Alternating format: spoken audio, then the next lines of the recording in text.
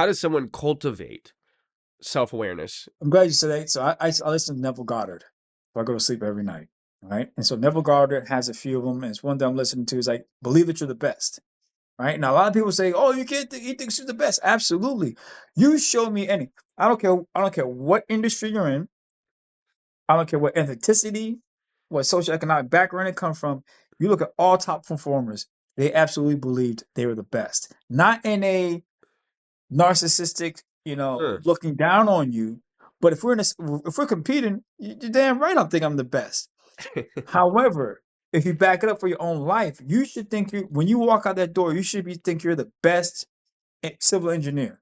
You should aspire to be the best civil engineer that you can possibly be. That's the operative word that you can possibly be. Don't cut yourself short. And so Neville Goddard talks about that. So how does one become self-aware? How they cultivate those things? You got to seek it. You have to seek leadership. You have to seek mentorship. You have to seek coaching. You got to seek it. Because I can sit here by myself all day and think about this and think about that. But I'm just running around in circles because I don't have the experience. So what I did, I branched out. And the very first person, ironically enough, was Earl Nightingale. When I really started becoming self-aware, and I looked up self-help, right? I think it was on YouTube. It's like 2017. I looked up self-help. And Earl Nightingale, the secret, his voices resonate. He has a deep baritone voice. Hello. And it Yeah. just clicked. It just clicked. And I was like, so I just really started writing it down. And I went off and I started cultivating this. And I made sure to pick people that resonated with me, with my To journey. keep around you in your life. It's Okay. twofold. It's twofold. People so I call it social media mentors. People that I'll never meet. We'll never meet Earl Nightingale. He passed away. Never got it. We'll never meet these guys. Some of these guys, Tony Robbins, I probably never go to his event, or Dr. Dispenza, or Billy Carson, or Dr. Phil Valentine. Probably meet Phil Valentine. But anyway, they're social media mentors.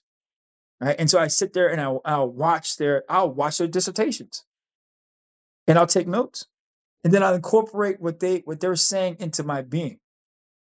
So that's the self-work you got to do. You got to set aside time. You got to put the TikTok down. You got to put down whatever you're doing. You got to put it down, and you got to work on yourself. Religions talk about it.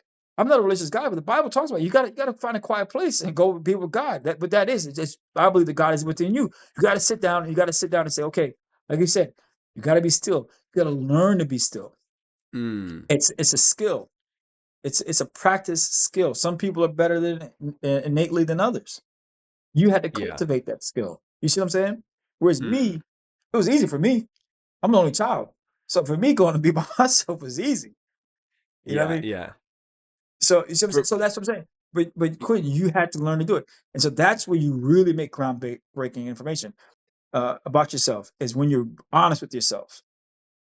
What's going on, guys? If you like that clip right there, you will love the full interview. You can check that out right there. I'll see you on the next video. Oh, and subscribe, because we got a lot of big things coming up in the near future.